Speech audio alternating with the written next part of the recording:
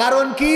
কারণ চোর চুরি করতে যেয়ে চোখ না থাকলে ওরে ছাগল চুরি করতে বললি কুত্তা চুরি করে আনতো, ঠিক না বে ঠিক? চোখ যদি না থাকতো সোনা চুরি করতে যেয়ে সিটি গোল্ড নিয়ে আসতো, চুরি করতে যেয়ে আর একটা খুলতে যেয়ে আর একটা নিয়ে আসতো, ভালো টাকা না এনে জাল টাকা নিয়ে বসে থাকতো। এরকম চোখ না থাকলে সমস্যা হতো না? হতো না। সুতরাং যে আল্লাহ চোখ দিয়েছে এই আল্লাহর শুকরিয়া আদায় করার দরকার আছে না নাই? বলেন আলহামদুলিল্লাহ। আল্লাহ আমাদেরকে কোরআনের জন্য কবুল করেছেন, ইসলামের জন্য কবুল করেছেন।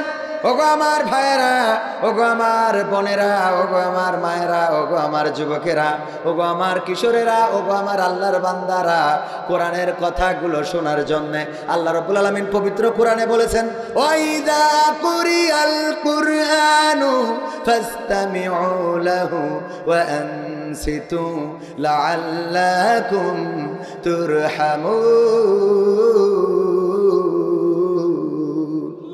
আমার আল্লাহ বলছেন, আমার কথা না, আমার আল্লাহ বলছেন যখন তোমাদের সামনে কোরআন তেলাওয়াত করা হয়, কোরআন থেকে পড়া হয়, কোরআন থেকে বলা হয়, তখন তোমরা তোমাদের হৃদয়ের কান দিয়ে শুনবে, যাতে করে চুপ থাকবে এবং হৃদয়ের কান দিয়ে শুনবে, যাতে করে তোমাদের উপরে আল্লাহর রহমত বর্ষণ হতে পারে। বলেন সুবহানাল্লাহ। কথাটা কার? তাই আল্লাহর কথা শোনার জন্য আমরা একটু নীরবতা পালন করার দরকার আছে না নাই? আমরা একটু নীরবতা দিয়ে হৃদয়ের কানটা খুলে দিই। আল্লাহ রাব্বুল আলামিন চাইলে আমাদের আজকের এই আলোচনা হেদায়েতের ওসিলা হতে পারে, আবার এই আলোচনাটা আমাদের হেদায়েত থেকে দূরেও নিয়ে যেতে পারে না, পারে না। কারণ সব ওয়াজ শুনে সবার হেদায়েত হয় নাই। ওমর রাদিয়াল্লাহু তাআলা আনহু আল্লাহর নবীর মাথা কাটতে গেল, সাহাবীরা খবর দিল, ওগো নবী, আমরা কিন্তু আজকে ওমরকে ছাড়ব না, কারণ সে আপনার মাথা কাটতে আসছে, আমরা তাকে মেরে ফেলব। আল্লাহর নবী বললেন, ওগো আমার সাহাবীরা, ওমরকে আমার কাছে আসতে দাও। যখন রাস্তাটা ফাঁকা করে দিল, ওমর রাদিয়াল্লাহু তাআলা আনহু আসলো। আসার পরে আল্লাহর নবী ওমরের বাহুতে নাড়া দিয়ে বললেন, ওগো ওমর, তোমার হৃদয়ের পরিবর্তন কি এখনো হয় নাই? তোমার মনের চিন্তা চেতনার পরিবর্তন কি এখনো হয় নাই? ওমর রাদিয়াল্লাহু তাআলা আনহু তরবারিটা আল্লাহর রাসূলের কদমের কাছে রেখে বললেন, ওগো রাসূল, যেই তরবারি দিয়ে আপনার মাথা কাটতে এসেছিলাম, এই তরবারি আপনার কদমের কাছে রেখে দিলাম। আর আমি ওমর বলে দিচ্ছি, শুনে নেন, আজকে থেকে আপনার কাজে যারা বাধা দেবে, আমি ওমর তাদের মাথা কেটে ফেলবো। বলেন সুবহানাল্লাহ। রাসূলের প্রেমে আমরা দাড়ি রাখলাম, মাথায় টুপি পরলাম, গায়ে জুব্বা লাগাইলাম, খাওয়ার শেষে মিষ্টি খাইলাম। কিন্তু রাসূল সাল্লাল্লাহু আলাইহি ওয়াসাল্লাম 27টি যুদ্ধ করেছেন নিজ হাতে তরবারি নিয়ে। আল্লাহ রাসূল মক্কা ছেড়ে মদিনায় গিয়েছেন হিজরত করে। আল্লাহ রাসূল সাল্লাল্লাহু আলাইহি ওয়াসাল্লাম শিয়াবে আবু তালিবে জেলে ছিলেন প্রায় 3টি বছর। এমনি ভাবে রাসূল সাল্লাল্লাহু আলাইহি ওয়াসাল্লামের দান মুবারক শহীদ হয়েছে, মাথার হেলমেট ভেঙে মাথায় ঢুকেছে। এই সুন্নাতগুলো আমরা মানতে চাই। এমন মানুষ আছে না নাই? মিষ্টি খাওয়া সুন্নাত মানি, নামাজ দুখুলুল মসজিদ তাহিয়াতুল উজুর সুন্নাত মানি, কিন্তু আল্লাহ রাসূল সাল্লাল্লাহু আলাইহি ওয়াসাল্লাম যেই দাওয়াতি কাজ করার জন্য কাফেররা ইট পাথর ছুঁড়ে মারলো, তায়েফের 2 রাস্তায় দাঁড়িয়ে আল্লাহর রাসূলকে রক্তাক্ত করলো। রাসূল সাল্লাল্লাহু আলাইহি ওয়াসাল্লাম বেহুশ হয়ে পড়ে গেলেন। আল্লাহ রাসূল সাল্লাল্লাহু আলাইহি ওয়াসাল্লামকে হত্যার পরিকল্পনা করা হলো। আল্লাহ রাব্বুল আলামিন ওহী মারফত জানিয়ে দিলেন, চলে যাও, মক্কা ছেড়ে দাও। মক্কা ছেড়ে দিয়ে মদিনায় চলে গেল। সেখানে যাওয়ার পরেও কাফেরদের ষড়যন্ত্র থেমে গিয়েছিল নাকি? থেমেছে? এখনো যেমন বাংলাদেশ নিয়ে ষড়যন্ত্র আছে না নাই? আছে। মানে কি? ও আমার ভাইয়েরা, এই বাংলাদেশে হিন্দুরাও বসবাস করে, খ্রিস্টানেরাও বসবাস করে, বৌদ্ধরাও বসবাস করে, অন্যান্য ধর্মাবলম্বীরা বসবাস করে। কয়েকদিন আগে দুর্গা পূজা হয়ে গেল। এই বাংলাদেশের আলেম ওলামা সহ বাংলাদেশের আপামর জনসাধারণ, বিশেষ করে ইসলাম ধর্মের যারা অনুসারী, তারা মন্দিরগুলো পাহারা দিয়েছে না দেয় নাই? কেন দিয়েছে? কারণ হলো কোন মুসলমান মন্দিরে মূর্তি ভাঙবে, মুসলমানরা মূর্তি ভাঙে না, ভাঙে ষড়যন্ত্রকারীরা। কারা? ষড়যন্ত্রকারীরা তারা মন্দিরে হামলা চালাতে পারে, দেশে অনাকাঙ্ক্ষিত কোনো পরিস্থিতি তৈরি করতে পারে, যার জন্য আমার বাংলাদেশের ইসলামী আন্দোলন থেকে শুরু করে বিএনপি অন্যান্য দলের যারা আছে সবাই মিলে হিন্দুদের মূর্তি পাহারা দেয়া, তাদের পুজো যেন নির্বিঘ্নে করতে পারে তার চেষ্টা করেছে। প্রতিদানে গতকালকে কোর্টে ইসকনের সদস্যরা আমাদের ভাই অ্যাডভোকেট সাইফুল ইসলাম আলিফকে শহীদ করেছে। বলেন ঠিক কিনা? ষড়যন্ত্র আছে না নাই? ষড়যন্ত্র এখনো আছে। আমার দাদার দেশের প্রেসক্রিপশন দিয়ে এই দেশের আলেম ওলামাদেরকে নির্যাতিত করা হয়েছে, নিষ্পেষণ করা হয়েছে। তাদেরকে শুধুমাত্র জেলে ভরেই ক্ষান্ত হয় নাই, বরং তাদেরকে ফাঁসির কাস্টে ঝুলিয়ে ঝুলিয়ে বিদায় করা হয়েছে। আর এখন আমার দাদারা আমাদের দিদিরে নিয়ে গেছে, কিন্তু ষড়যন্ত্রগুলো নিয়ে যায় নাই। ঠিক না বেঠে? দাদারা নিয়ে গেল, কিন্তু ষড়যন্ত্র অব্যাহত আছে। এই ইসকন নামের যে সংগঠন, সেটা একটি জঙ্গি সংগঠন। আমি বলি, ইসলামে যেমন জেএমবি ছিল বাংলাদেশে, হরকাতুল জিহাদ, কুতকুতুল জিহাদ, এই জাতীয় বিভিন্ন নাম ধারণ করে ইসলামের মর্যাদা কমাইছে না বাড়াইছে? কথা কয় না, কমাইছে না বাড়াইছে? সারা দেশে বোমা হামলা চালালো, 64টি জেলায় একসাথে বোমা হামলা চালালো। এই মুসলমানেরা, এরা মুসলমান নামধারী জেএমবির সদস্য। তাছাড়া বাংলা ভাই আব্দুর রহমান শায়েখ সহ এই জাতীয় অনেকেই তারা একটা দল গঠন করেছিল। জানি না তাদের পিছনে কারা ছিল, কে ছিল। এইগুলো করে ইসলামকে বাংলাদেশের মানুষের কাছে শুধু নয়, বিশ্বের মানুষের কাছে হাসি তামাশার পাত্র এবং আতঙ্কের ধর্ম বানাইছে না বানাই নাই? বানাইছে কিনা? ইসলাম মানে কি? শান্তি। ইসলাম মানে কি?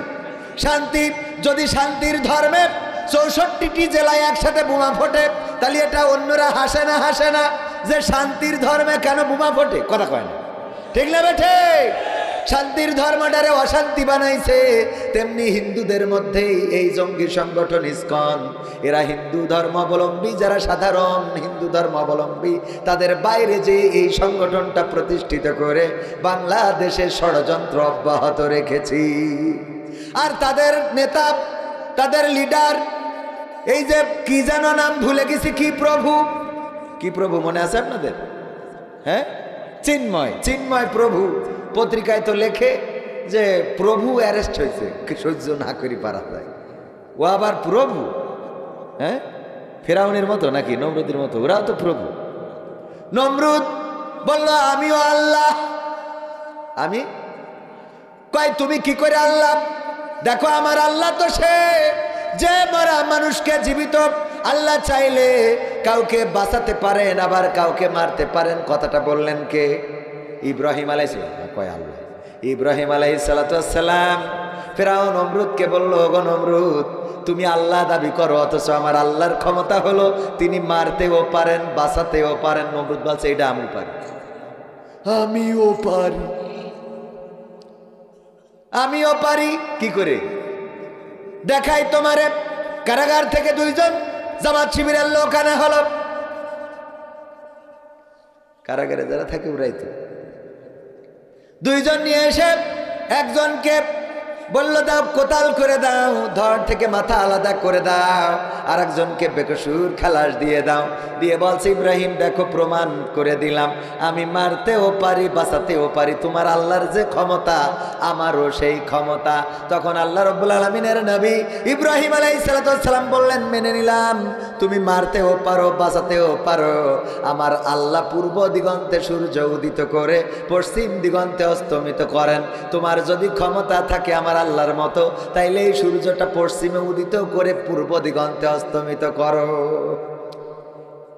এখন আর কথা বলে না, ঠিক না বেটে? এরকম পাওয়ার অনেকের আছে না নাই? ওরে বাবা, পাওয়ার দেখালো কত সাল? হ্যাঁ, কয় সাল? 41 সালের আগে সিআর ইঞ্জিনিয়ার সাহেব, মানে আমার তো কিছু করার নেই, একটু উদাহরণ বুঝাইতে হয়। আমি তো রাজনীতির কথা বলিও না, দরকারও নেই, কিন্তু বুঝানোর জন্য কিছু কথা না বললে হয় না। কারণ আল্লাহ রাব্বুল আলামিন ইব্রাহিমের কথা বলতেছে, এই নমরুদের কথা বলেছে, ঠিক না বে ঠিক? মুসার কথা বলতেছে, এই ফিরাউনের কথা বলেছে, কোরআনে আছে না নাই? এই মুসার কথা বলতেছে, এই কারুনের কথা বলেছে, আছে না নাই? আবার নবী মুহাম্মাদের কথা বলতেছে, আবু জাহেলের কথা বলতে হয়েছে, আছে না নাই? আব্দুল্লাহ বিন উবাইয়ের কথা বলতে হয়েছে, আছে না নাই? তো এই সমাজে সাইদির কথা বলতে গেলে কারোর কথা আসতেই পারে, ঠিক না বে ঠিক? এটাতে আমাদের কোনো দোষ নাই। মনে থাকবে তো? ওগো আমার ভাইয়েরা, মুসা আলাইহিস সালাম ইব্রাহিম আলাইহিস সালাম বললেন, পূর্ব দিগন্তে সূর্য উঠায় পশ্চিমে অস্তমিত করে, তোমার ক্ষমতা থাকলে পশ্চিমে উঠায় পূর্ব দিগন্তে অস্তমিত করো। তখন আর নমরুদ কোনো কথা বলে না, নমরুদের আর যুক্তি শেষ হয়ে গেল। ওগো আমার ভাইয়েরা, যারা 41 সাল পর্যন্ত থাকবে, 51 সাল 61 সাল পর্যন্ত থাকবে, আল্লাহ বলল জীবনে 31 সালও আসবে না। সিদ্ধান্তটা কার? এই চেয়ারে বসান কে? তাও স্মরণীয় হয়ে থাকবেন। যদি খারাপ কিছু করেন তাও স্মরণীয় হয়ে থাকবে না? থাকবে না। ফেরাউন যেমন আছে, তার নাম যেমন আছে, মুসার নামও আছে, ইব্রাহিমের নাম যেমন আছে, তেমন কার নাম? নমরুদের নামও আছে। আল্লাহর নবী মুহাম্মাদের নাম যেমন আছে, তেমন আবু জাহেলের নাম কয়টি থাকবে? কি শোনেন কি সারাদিন? থাকবে না? থাকবে না? ওদের নামও থাকবে। আমরা অনেকের নাম মির্জাফর রাখা পছন্দ করে, কারণ কি? মির্জাফর কার সাথে ছিল? নবাব সিরাজউদ্দৌলার সাথে। নবাব সিরাজউদ্দৌলার ইতিহাস আছে, মির্জাফরেরও ইতিহাস আছে না নাই? কথা কয় না? আছে না নাই? তেমনি ইতিহাস থেকে যাবে।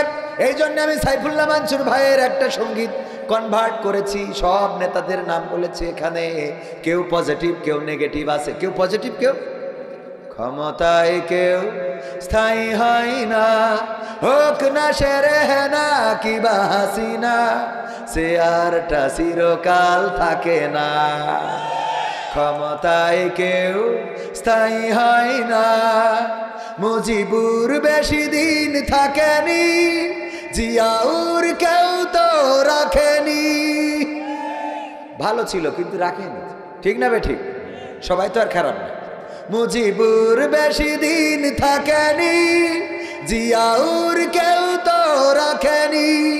এরশাদ চলে গেছে পৃথিবী ছেড়ে, এরশাদ চলে গেছে পৃথিবী ছেড়ে, কেউ আজ তার কথা কয় না। ক্ষমতায় কেউ স্থায়ী হয় না। হাসিনা ক্ষমতা ধরে রাখতে আয়না ঘর বানিয়েছিল, জনগণের রোশানলে দাদার দেশে পালিয়ে গেল। হাসিনা ক্ষমতা ধরে রাখতে আয়না ঘর বানিয়েছিল, জনগণের রোশানলে দাদার দেশে পালিয়ে গেল। ডিবি হারুনের পাশে আর, ডিবি হারুনের পাশে আর পরিমণিদের দেখা যায় না। ক্ষমতায় কেউ স্থায়ী হয় না, হোক না শেরে না কিবা হাসিনা, সে আরটা চিরকাল। এই চেয়ারটা চিরকাল থাকে, চেয়ারটা চিরকাল কেউ রাখতে পারবে না। এখানে মাহফিল শুরু হয়েছে মাগরিবের আগ থেকে অথবা মাগরিবের পর থেকে। এই চেয়ারে অনেকেই এসেছে, বসেছে আর চলে গেছে, ঠিক না বেটি? এখন আমার পাওয়ার, আমার চেয়ার, আমিও 1 ঘন্টা থেকে চলে যাব। আবার আগামী বছর এই মাহফিলের আয়োজন হবে না? হবে না? আগামী বছর আবার এই মাহফিলের আয়োজন হবে, নতুন নতুন হুজুরেরা আসবে, নতুন নতুন অতিথি আসবে, নতুন করে প্যান্ডেল সাজানো হবে, মাইক লাইট প্রচার করা হবে। কিন্তু আজকে আমরা যারা এখানে এসেছি, এর মধ্যে অনেকেই থাকবো বিদেশে, অনেকেই থাকবো ঢাকায়, অনেকেই থাকবো ইন্ডিয়ায়, আবার অনেকেই থাকবো হাসপাতালে, আবার এমনও হবে অনেকেই আর এই দুনিয়ার পরে থাকবো না, এই দুনিয়া ছেড়ে অন্ধকার কবরে পাড়ি জমাতে হবে, ঠিক না বেঠে? এই 1 বছর বেঁচে থাকবো এমন গ্যারান্টি কি আছে? কার গ্যারান্টি আছে? একটু হাত উঁচু করেন। কারোরই যেহেতু গ্যারান্টি নাই, ওগো আমার ভাইয়েরা, পরকালের ময়দানে আল্লাহ বলবেন ইকরা কিতাবাকা কাফা বিনাফসিকাল ইয়াউমা আলাইকা হাসিবা। ওগো আমার বান্দারা, পড়ো, তোমার কাছে যে কিতাব দিলাম। কোন কিতাব? কোন কিতাব?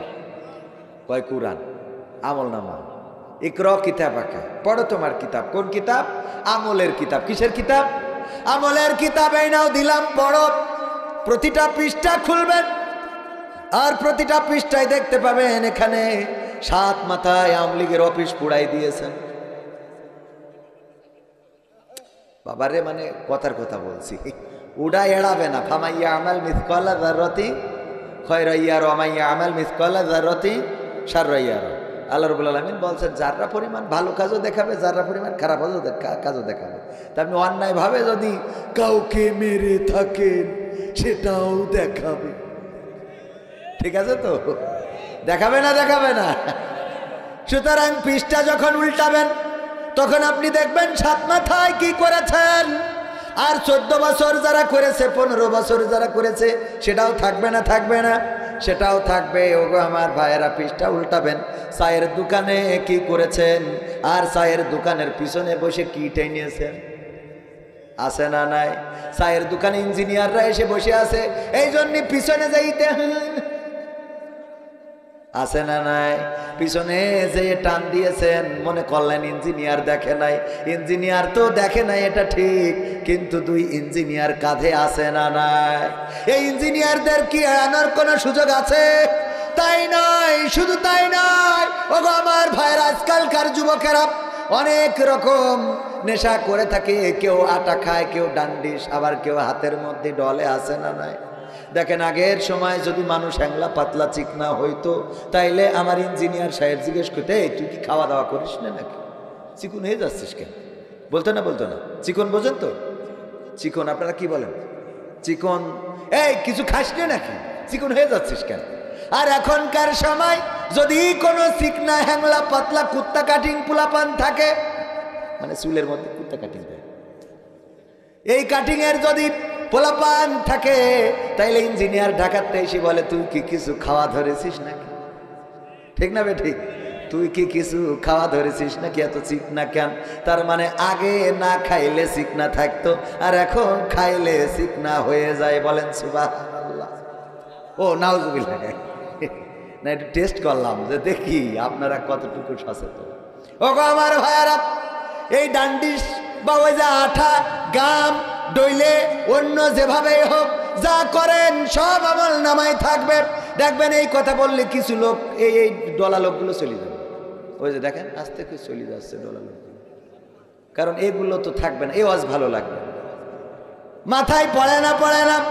হুজুর ওয়াজ করেন, হুজুর ওয়াজ করেন, মুসা আলাইহিস সালামের জীবন নিয়ে কথা বলেন, কিন্তু উনি মুসার জীবন শুনবে, তা ফিরাউনের জীবন শুনতে চায় না, আছে না নাই? মুসা আলাইহিস সালামের জীবন নিয়ে শুনবে, কিন্তু ফেরাউনের জীবন নিয়ে শুনতে চায় না। যখন হুজুর ওয়াজ করে, করার পরে সভাপতি ডাক দেয়, হুজুর এদিকে আসেন, এদিকে আসেন। কি হয়েছে ভাই? হুজুরের তো উপায় নেই। এই আপনার বললাম মুসার জীবনী নিয়ে আলোচনা করতে, আপনি ফিরাউনের কথা বললেন কেন? তো মুসার কথা বলতে গেলে তো ফিরাউন অটোমেটিক আসে। আসে, ভালো কথা, আসুক, কোনো অসুবিধা নাই, কিন্তু আমার দিকে তাকাচ্ছিলেন কেন ফিরাউনের কথা বলতে যেয়ে? তাহলে অসুবিধাটা কোন জায়গায়? ফিরাউনের কথা বলতে যে ওর দিকে তাকানো হয়েছে, এটাই ওর মনের মধ্যে দোষ। যখন নমরুদের কথা বলা হয়, ওর দিকে চোখ গেলে ওর মনের মধ্যে দোষ, মনে করে ওরে নিয়ে কথা বলা হচ্ছে।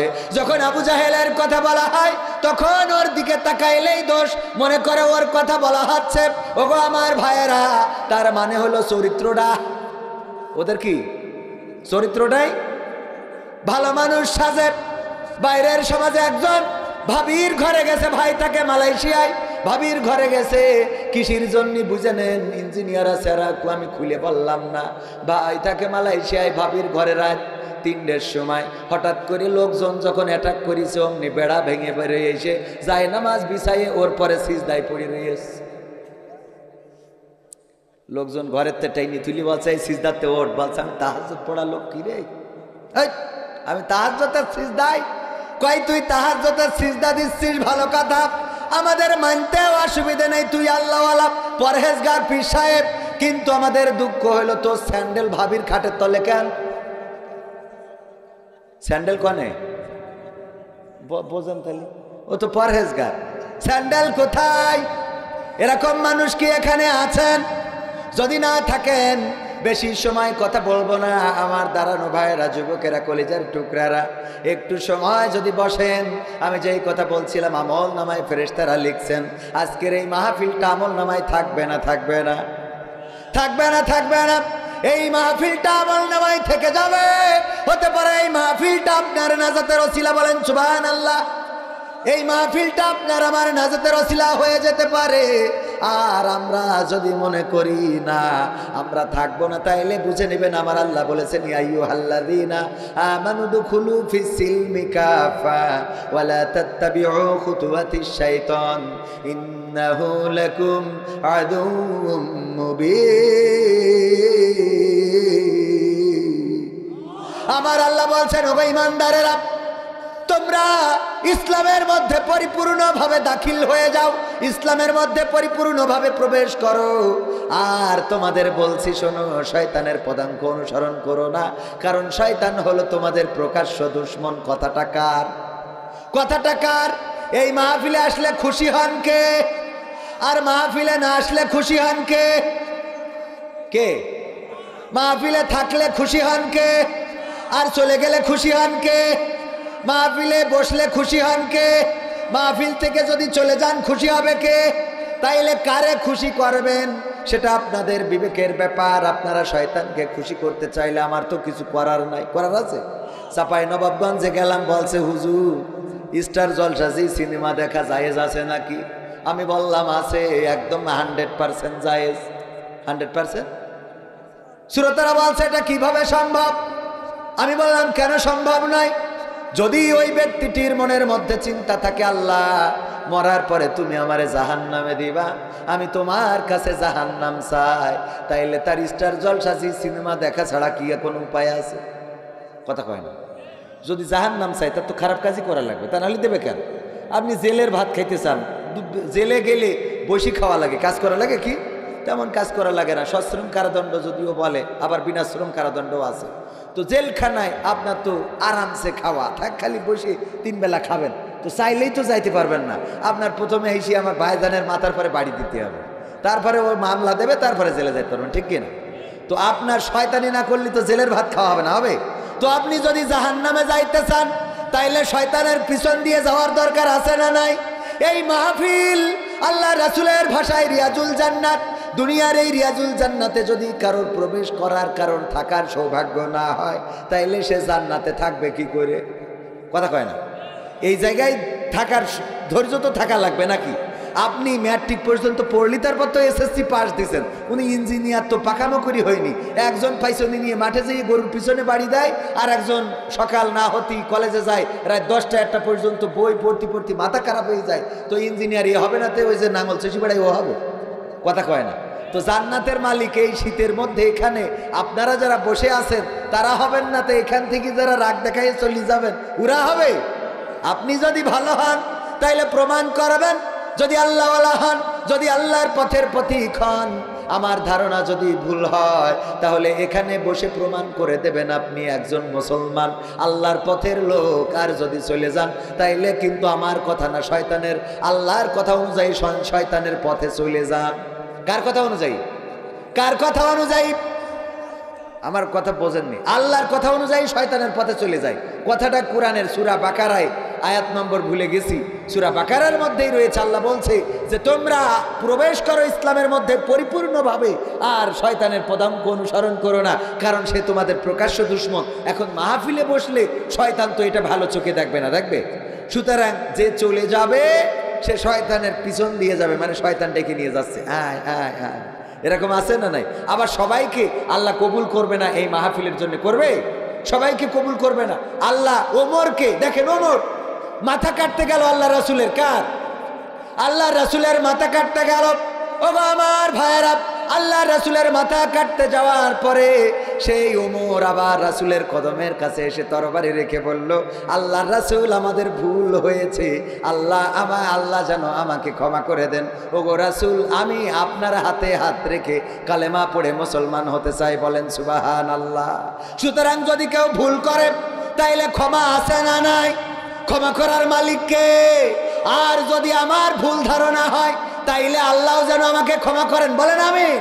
কারণ আমি একজন ধরেন উঠে চলে যাচ্ছে, আমি বললাম দেখেন গাঁজা খোঁজ যাচ্ছে, আসলে সে দেখা যাচ্ছে খুব আল্লাহ পিসাবের চাপ লেগেছে, এমন হইতে পারে না? কথা কয় না, তার মানে আমরা মানুষ, আমাদের কথা স্লিপ অফ টাং, অথবা আমাদের কথার ক্ষেত্রে রাত্রে একজন নামাজ পড়তেছে, নামাজ পড়ার জন্য উজু করতেছে পুকুর পাড়ে, এখন উজু করা দেখে ওই পাশে আর একজন চোর এসে গোসল করতি, চোর মনে করতেছে ওই পাশে মনে হয় আর এক হাজি চুরি করে আসবে, ঠিক না বেঠিক? এরকম মনে করে না? করে না। এই জন্যে আমাদের ধারণাগুলো যদি ভুল হয়, আল্লাহ যেন দাড়ি রাখে, অনেকেই দাড়ি দেখে অনেক মানুষ প্রতারিত হয়।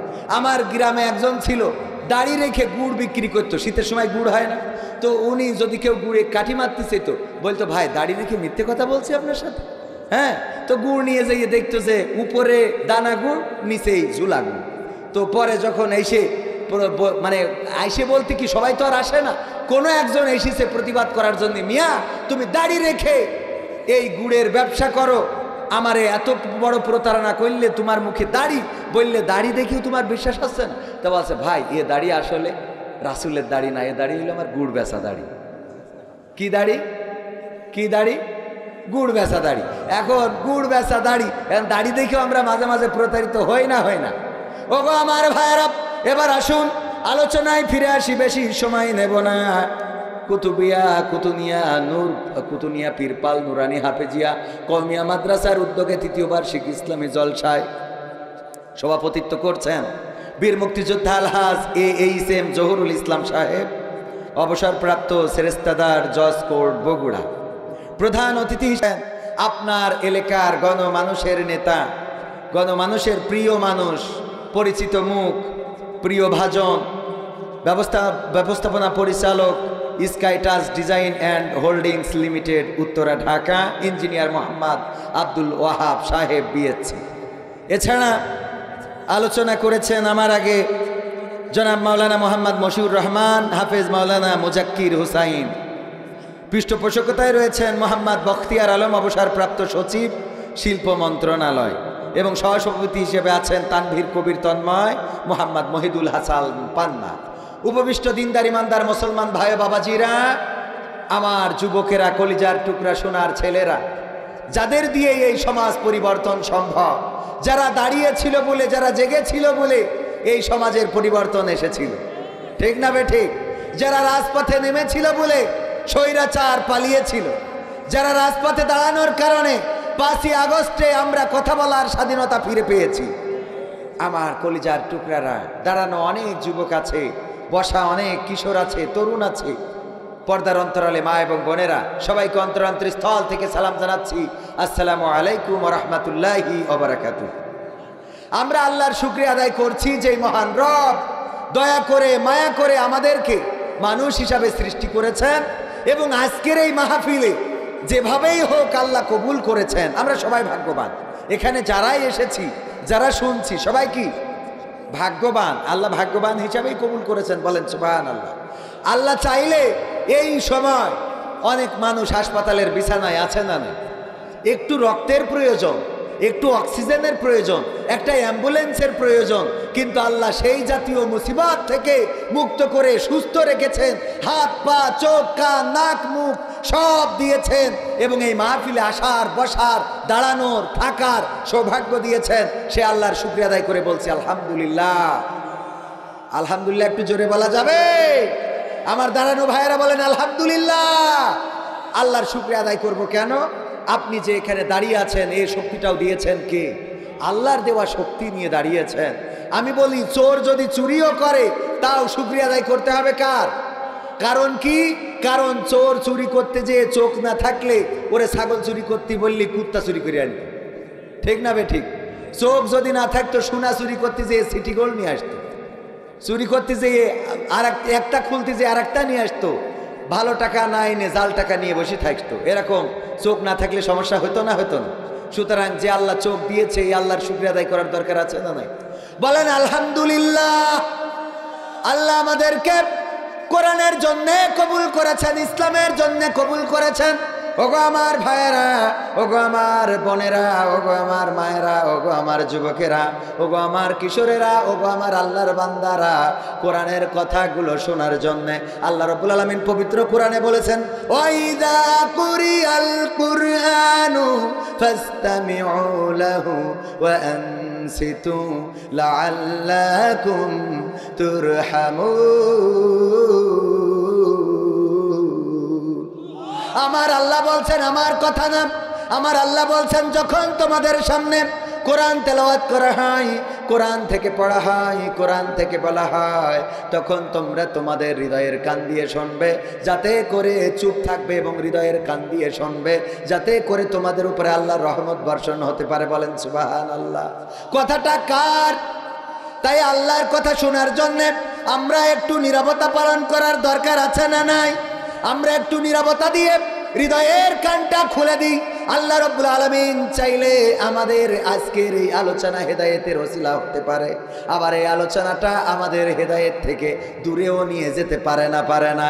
কারণ সব ওয়াজ শুনে সবার হেদায়েত হয় নাই। ওমর রাদিয়াল্লাহু তাআলা আনহু আল্লাহর নবীর মাথা কাটতে গেল, সাহাবীরা খবর দিল, ওগো নবী, আমরা কিন্তু আজকে ওমরকে ছাড়ব না, কারণ সে আপনার মাথা কাটতে আসছে, আমরা তাকে মেরে ফেলব। আল্লাহর নবী বললেন, ওগো আমার সাহাবীরা, ওমরকে আমার কাছে আসতে দাও। যখন রাস্তাটা ফাঁকা করে দিল, ওমর রাদিয়াল্লাহু তাআলা আনহু আসলো। আসার পরে আল্লাহর নবী ওমরের বাহুতে নাড়া দিয়ে বললেন, ওগো ওমর, তোমার হৃদয়ের পরিবর্তন কি এখনো হয় নাই? তোমার মনের চিন্তা চেতনার পরিবর্তন কি এখনো হয় নাই? ওমর রাদিয়াল্লাহু তাআলা আনহু তরবারিটা আল্লাহর রাসূলের কদমের কাছে রেখে বললেন, ওগো রাসূল, যেই তরবারি দিয়ে আপনার মাথা কাটতে এসেছিলাম, এই তরবারি আপনার কদমের কাছে রেখে দিলাম। আর আমি ওমর বলে দিচ্ছি, শুনে নেন, আজকে থেকে আপনার কাজে যারা বাধা দেবে, আমি ওমর তাদের মাথা কেটে ফেলবো। বলেন সুবহানাল্লাহ। আমার যুবকদেরকে এমন করে আল্লাহ কবুল করতে পারে না? পারে না? এই এলাকার যুবকেরা, সোনার মানুষেরা, কলেজার টুকরারা, আমার সোনার ছেলেরা, কেউ রাগ করা যাবে না, কেউ অভিমান করা যাবে না। আমার ভাইয়েরা, আমরা বিশ্বাস করি আমার যুবকদের দিয়েই ইসলাম প্রতিষ্ঠিত হওয়া সম্ভব। বলেন ঠিক কিনা? রাজপথে দাঁড়াইছিল কারা? ছাত্র জনতা, কিশোরেরা, তরুণেরা। আর এই রাজপথে দাঁড়ানোর কারণে 15 বছর ধরে যেই জগদ্দল পাথর আমাদের পরে চেপে বসেছিল, সেই পাথর সরে গেল। আর আমরা খুঁজে পাইলাম, কি খুঁজে পাইলাম? আল্লাহর ওলিদেরকে খুঁজে পাইলাম? খুঁজে পাইছি? খুঁজে পাইনি তো। কই গেছে? সব হারাই গেছে। কোথায় গেছে? এমপিরা সব কোথায় গেল? মন্ত্রীরা সব কোথায় গেল? কোথায় কাদের কাকা? তাদের ছাড়া দেশটা এখন লাগে ফাঁকা ফাঁকা। ঠিক না বেঠে? এটা যুবকদের অনুরোধ ছিল, এই জন্য এটা দিয়েই শুরু করি। আমি এখনো শুরু করিনি, আর একটু পরে শুরু করবো ইনশা। বলি, এটা বলি, এমপিরা সব কোথায় গেল?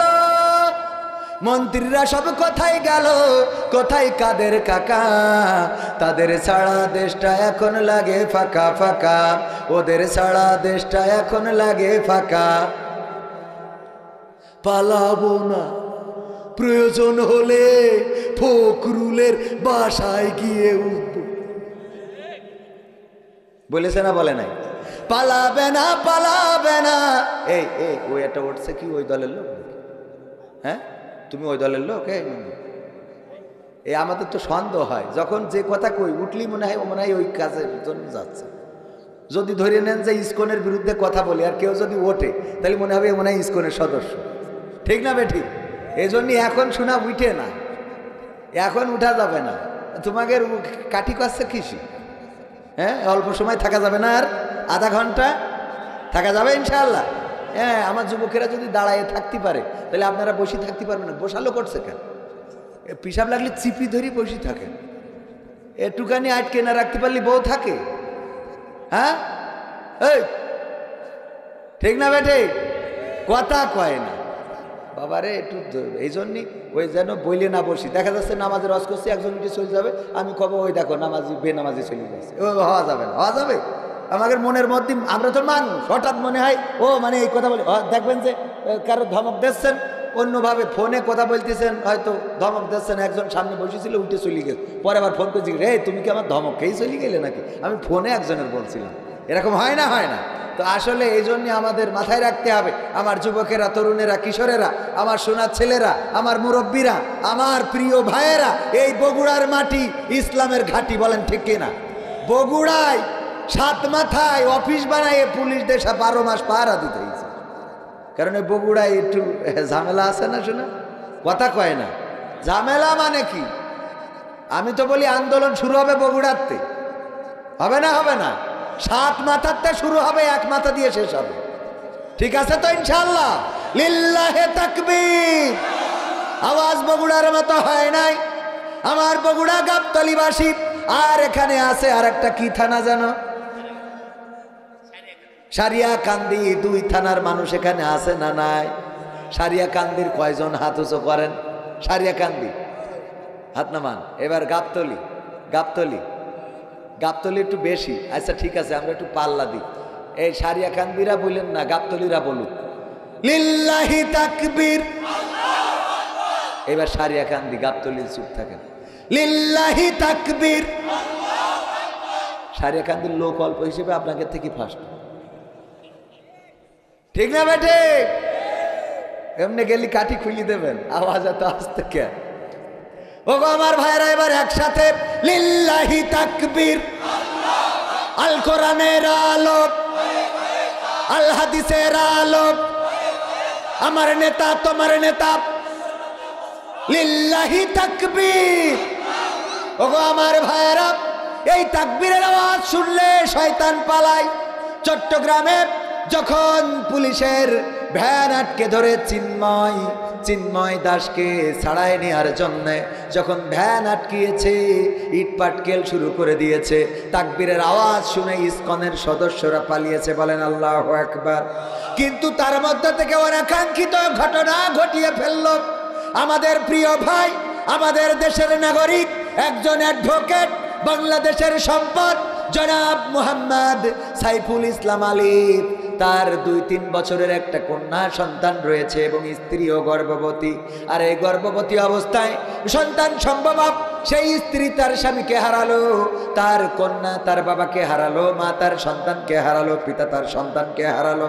এই নির্যাতন নিষ্পেষণ করলো। অথচ আমরা বলতে চাই, যারা এখন ভারত থেকে দেখছি বিবৃতি দেওয়া হচ্ছে, ভারত থেকে বিবৃতি দিচ্ছে এই দেশে চিন্ময় দাসকে কেন গ্রেপ্তার করা হলো? অথচ যখন গয়েশ্বর রায়কে গ্রেপ্তার করা হয়েছে, গয়েশ্বর চন্দ্র রায়কে গ্রেপ্তার করার কারণে আমার দাদারা বিবৃতি দেয় নাই, বলেন ঠিক কিনা? দ্বিমুখী নীতি।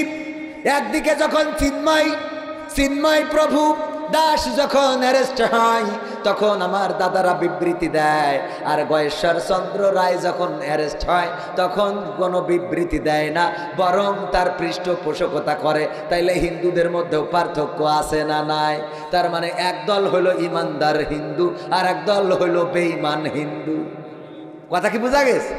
একদল ইমানদার কারণ দেশের প্রতি তাদের ভালোবাসা আছে, এই দেশকে গোলামের রাষ্ট্র বানাতে চায় না, এই দেশকে প্রদেশ বানাতে চায় না, এই দেশ নিয়ে ষড়যন্ত্র করতে চায় না, এই দেশের পক্ষে কথা বলে। এই জন্য ওই হিন্দুরা যখন নির্যাতিত হয়, যখন আমার বিশ্বজিৎকে কুপিয়ে হত্যা করা হলো ঢাকা শহরে, বারবার চিৎকার করে বলল, আমি শিবির নই, আমি হিন্দু, আমি হিন্দু, আমি হিন্দু, আমি শিবির নই। তারপরেও তাকে কুপিয়ে হত্যা করা হলো। তখন আমার দাদারা কোনো কথা বলল না। আর যখন চিন্ময় গ্রেপ্তার হলো, তখন দাদারা বিবৃতি দেয়। তাইলে বিশ্বজিৎ আর এই চিন্ময়ের মধ্যে পার্থক্য আছে না নাই? আছে না নাই? আবার ওরা পার্থক্য করতে চায় যে এই দেশে সংখ্যালঘু নির্যাতন হচ্ছে। কি করে সংখ্যালঘু নির্যাতন হয়? এই দেশের সবচেয়ে সবচেয়ে বড় আল্লাহওয়ালা ইমানদার যিনি ছিলেন, যার পরিবার এসেছিল ইসলাম প্রচার করার জন্য, বঙ্গবন্ধুর পরিবার, সেই পরিবারের কন্যা জননেত্রী শেখ হাসিনা যায় নামাজ খুঁজত, সকালবেলা আগে উঠে নামাজ পড়ে কোরআন পড়ে দিনের শুরু করত। তারই আমরা দেশে রাখলাম না। ও কি সংখ্যালঘু নাকি? কথা কয় না, কথা বোঝেননি? যে সকালবেলা আগে উঠেই যায় নামাজ খুঁজত কনে, হ্যাঁ, তারপরে পবিত্র কোরআন পড়ে দিনের শুরু করত, আর আমরা তাকেই এই দেশে রাখলাম না।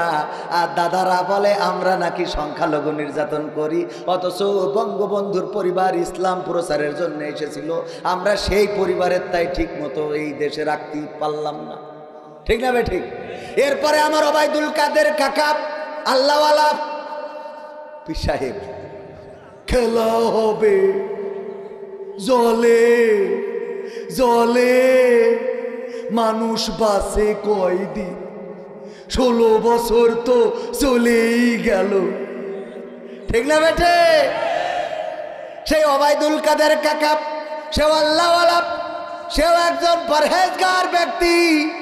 এরপরে সবচেয়ে বড় পরহেজগার, যার দোয়া নিয়ে আমাদের দেশ আমরা আগাই নিছিলাম, তার নাম হলো দরবেশ বাবা।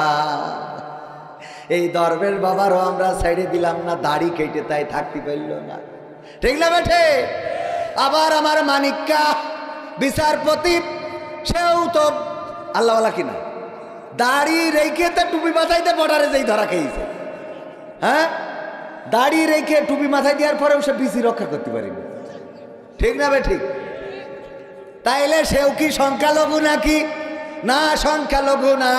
সুতরাং যারা বলে এই দেশে সংখ্যালঘুদের পরে নির্যাতন হয়, আল্লাহর কসম করে বলি, আমাদের দেশের সংখ্যালঘুরা ডিমের মধ্যে যেমন কুসুম থাকে, তেমন করে আমার দেশে সংখ্যালঘুরা বেঁচে আছে। বলেন ঠিক কিনা?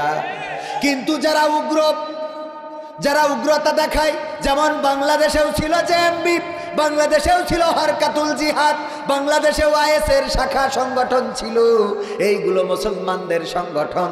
তারপরেও আমরা এই সংগঠনগুলোকে মেনেছি না মানি নাই? আমরা মানি নাই। এই বাংলাদেশে তাদের রাজনীতি করার অধিকার তো দিই নাই, বরং নিষিদ্ধ ঘোষিত জেএমবি সংগঠন। ঠিক কিনা? আমরা সেগুলোকে নিষিদ্ধ করেছি। ওগো আমার ভাইয়েরা, তেমনি ভাবে হিন্দু যারা আছে, আল্লাহওয়ালা হিন্দু আছে, ইমানদার হিন্দু, তাদের দিক থেকে ইমানদার, আর কিছু আছে জঙ্গি হিন্দু, আর এই জঙ্গি হিন্দু হলো ইসকনের হিন্দুরা। ঠিক আছে তো? তা না হইলে একজন আলিফ আমার সাইফুল ইসলাম আলিফকে হত্যা করার পরে তারা ফেসবুকে লিখেছে আমরা অসুর হত্যা করলাম। নাউজুবিল্লাহ। কয় অসুর দমন করলাম, ওদের ধর্মীয় ভাষায় অসুর দমন করার কথা বললো। আহারে, ওই কান্দে সাইফুলের মা, অল্প বয়স, মাত্র কয়টা বছর হলো বিয়ে করেছে, একটা ছোট্ট সন্তান, বাবা বাবা বলে চিৎকার করছে। মাকে বলছে, ওগো মা, বাবা তো প্রতিদিন আমার জন্য মিষ্টি নিয়ে আসে, আজকে কেন মিষ্টি নিয়ে বাড়িতে এলো না গো মা? এই সন্তানের কি বুঝ দেবেন? অথচ ইসলাম এমন একটা ধর্ম, আল্লাহ রাসূল সাল্লাল্লাহু আলাইহি ওয়াসাল্লাম এমন একটা সমাজ প্রতিষ্ঠিত করে দিয়েছিলেন ইসলাম দিয়ে, যে এই ধর্মের মানুষেরা, এক পাশে ছিল ইহুদির দোকান আর এক পাশে ছিল মুসলমানের দোকান। রাস্তার ডান পাশে ধরেন মুসলমানের দোকান, বা পাশে ইহুদির দোকান, রাস্তার দুই পাশে দুই দোকান। বিকাল বেলায় একজন কাস্টমার আসলো ইহুদি, সে আসার পরে বলল, তোমার দোকানে এই পণ্যগুলো কি আছে? ওই মুসলমান লোকটি বলল আছে। তবে তুমি রাস্তার ওই পাশে বা পাশে যেয়ে ওই ইহুদির দোকান থেকে এই পণ্যগুলো কিনে নাও। ইহুদি মনে করলো আমি ইহুদি হওয়ার কারণে মুসলমান হয়তো আমার কাছে পণ্য বিক্রি করবে না, সুতরাং আমি যাই ইহুদির দোকান থেকে কিনে নিই। ইহুদির দোকান থেকে পণ্যগুলো কিনে নিল। তারপরে হঠাৎ করে চিন্তা হলো, এই সমাজে কি এমন সমাজ এসে গেল যেই সমাজে আমাদের ইহুদিদের সাথে মুসলমানেরা কেনা বেচা করবে না? এই প্রশ্নটা করার দরকার, জানার দরকার। এই জন্যে আবার ওই ইহুদি ঘুরে আসলো মুসলমানের দোকানে, এসে বলল, ওগো আমার মুসলিম ভাই, ওগো আমার দেশি ভাই, আমি তোমার দোকানে আসলাম, যেই পণ্যগুলো চেয়েছিলাম ওই পণ্যগুলো তোমার দোকানে কি আছে? বলল হ্যাঁ আছে। তাইলে ওই পণ্যগুলো তুমি কেন আমাকে দিলে না? আমাকে কেন ইহুদির দোকানে পাঠিয়ে দিলে? ওই মুসলমান জবাব দিল, ওগো আমার ভাই, সকাল থেকে বিকাল পর্যন্ত আমি দোকান খুলেছি, আর আমার ওই পাশের ইহুদি ভাইও দোকান খুলেছি। আমার সকালে এত বেচা কিনা হয়েছে, এত বেচা কিনা হয়েছে যে আমার চাহিদা পূরণ হয়েছে। ওই ইহুদির দোকানে অত কাস্টমার যায় নাই। আমার বাড়িতে মা আছে, সন্তান আছে, স্ত্রী আছে, তারা প্রতিদিন অপেক্ষায় থাকে আমি বেচা কিনা করে তাদের জন্য কিছু নিয়ে যাব। ওই ইহুদি ভাইয়ের বাড়িতেও তার মা আছে, তার পরিবার আছে, তার সন্তান আছে, তারাও অপেক্ষায় আছে বেচা কিনা করে কিছু বাড়িতে নিয়ে যাবে। কিন্তু তার দোকানে যদি বেচা কিনা না হয় তাইলে কি নিয়ে যাবে? সন্ধ্যাবেলা মায়ের কাছে কি জবাব দেবে? স্ত্রীর কাছে কি জবাব দেবে? সন্তানের কাছে কি জবাব দেবে? এই কারণে আমি দেখলাম আমার আর বেচা কিনা না হইলেও চলবে, আজকে অন্তত আমার ইহুদি ভাইয়ের কিছু বেচা কিনা হোক। আল্লাহু আকবার। এই ছিল ইসলাম, এই ছিল আমাদের ধর্ম, এই ছিল আমাদের রাষ্ট্র ব্যবস্থা। শুধু তাই নয়, আমর ইবনে আস রাদিয়াল্লাহু তাআলা আনহু যখন দামেস্কের গভর্নর হিসাবে নিয়োগ পেয়েছেন, তখন হঠাৎ করে খ্রিস্টানেরা চিল্লা পাল্লা চেঁচামেচি শুরু করলো। খ্রিস্টানেরা চিল্লায়, তাদের পাদ্রী এসে বলল কি হয়েছে? বলল আমাদের যিশু খ্রিস্টের মূর্তি ছিল, ঈসা মাসিহের মূর্তি ছিল, সেই মূর্তির নাক ভেঙে ফেলেছে। আমরা ধারণা করছি এই নাক ভেঙেছে মুসলমানেরা। কারা? মুসলমানেরা অভিযোগ করলো। কারা? খ্রিস্টানেরা। কারা? খ্রিস্টানেরা।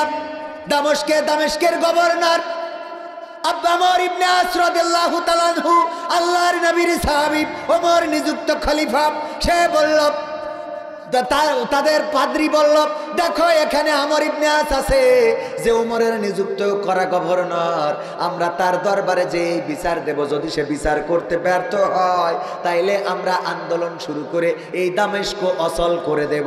বলল ঠিক আছে, চলো তার দরবারে যাই, তার রাজপ্রাসাদে যায়, তার যেখানে অফিস আছে অফিসে যায়। অফিসে আসলো, আমর ইবনে আসকে ডেকে বলল, ওগো আমর ইবনে আস, আমাদের যিশু খ্রিস্টের মূর্তির নাক ভেঙে ফেলেছে, আমরা ধারণা করে নিয়েছি মুসলমানেরা ভেঙেছে, আমরা এর সুষ্ঠু তদন্ত এবং বিচার দাবি করছি। আমর ইবনে আস বললেন, আমার সময় দাও, 2 দিন 3 দিন, একটা সময় বেঁধে নিল, এই সময়টা দাও, আমি এই সময়ের মধ্যে আমি অপরাধীকে তারে খুঁজে বের করব। কিন্তু সেই সময় পার হয়ে গেল, তাও অপরাধীকে খুঁজে পাওয়া গেল না, অপরাধীদের খুঁজে বের করতে পারলো না। তখন তো আর ডিজিটাল যুগ ছিল না যে নেটওয়ার্ক সার্চ দিবে যে কে ওই সময় গিয়েছিল, ঠিক না? তখন তো ডিজিটাল যুগ না, আমাদের সময় ডিজিটাল যুগ আমরা পেয়েছি। ওগো আমার ভাইয়েরা, যখন আমর ইবনে আস খুঁজে বের করতে পারলেন না, নির্দিষ্ট তারিখে নির্দিষ্ট সময়ে খ্রিস্টানরা আসলো এবং বলল, আমর ইবনে আস, এখন বলো তুমি কি বিচার করবা, যেহেতু তারে খুঁজে পাও নাই। আমর ইবনে আস বলল, আমার প্রস্তাব 2টা। কয়টা? 1 নম্বর প্রস্তাব, তোমরা চাইলে তোমাদের যে মূর্তির নাক ভেঙে ফেলেছে ওই নাকটা আবার সুন্দর করে গড়ে নিতে পারো, আবার রংসং করে নিতে পারো, যা খরচ হবে আমি রাষ্ট্রীয়ভাবে তোমাদের দিয়ে দেব। অথবা ওই মূর্তিটা বাদ দিয়ে নতুন আর একটা মূর্তি বানিয়ে নিতে পারো, সেই মূর্তি বানাইতেও যত খরচ হবে সব খরচ আমি রাষ্ট্রীয়ভাবে দিয়ে দেব। সুবহানাল্লাহ। রাষ্ট্রীয়ভাবে মূর্তির খরচ দেয়া দরকার আছে না নাই? রাষ্ট্রীয়ভাবেও দেয়া যাবে ভাইয়েরা আমার। তবে ধর্ম যার যার উৎসব, সবার এই কথা বলে পূজা মণ্ডপে যাওয়া যাবে? যাওয়া যাবে? যাওয়া যাবে না। ওগো আমার ভাইয়েরা, এরপরে আমর ইবনে আস রাদিয়াল্লাহু তাআলা আনহু যখন এই 2টা প্রস্তাব দিলেন, খ্রিস্টানেরা বলল, না, আপনার এই প্রস্তাব আমরা মানি না, এটা পছন্দ হয় নাই। আমাদের প্রস্তাব হলো যে আপনারা যেমন আমাদের নবী যিশু খ্রিস্টের মূর্তির নাক ভেঙে ফেলেছেন, তেমনি ভাবে আমরা নবী মুহাম্মাদের মূর্তি বানাবো আর তার নাক ভেঙে আমরা প্রতিশোধ নেব। বলেন নাউজুবিল্লাহ। আমার রাসূলের মূর্তি যদি কেউ বানাতে চায়, আমরা কি বানাতে দেব? আমার রাসূলের যদি কেউ ছবি আঁকতে চায়, আঁকতে কি দেব? আমার রাসূলের নামে যদি কেউ কার্টুন রচনা করে, আমাদের জীবন থাকতে কি তা করতে দেব? না দেব না, দেব না, দেব না। ওগো আমার ভাইরা, এরপরে আমর ইবনে আস রাদিয়াল্লাহু তাআলা আনহু বললেন, দেখো তোমাদের যে প্রস্তাব, এই প্রস্তাব মানা যায় না, এই প্রস্তাব আমরা মানতে পারি না। তবে এতটুকু বলি শোনো, যদি তোমরা চাও তাইলে আমি আমর ইবনে আসের নাকটা কেটে নিয়ে তোমাদের মূর্তির নাকে বসাই দিতে পারো। আল্লাহু আকবার, আল্লাহু আকবার। কি করতে পারো? আমাদের এই নাকটা কেটে নিয়ে মূর্তির নাকে বসাই দিতে পারো।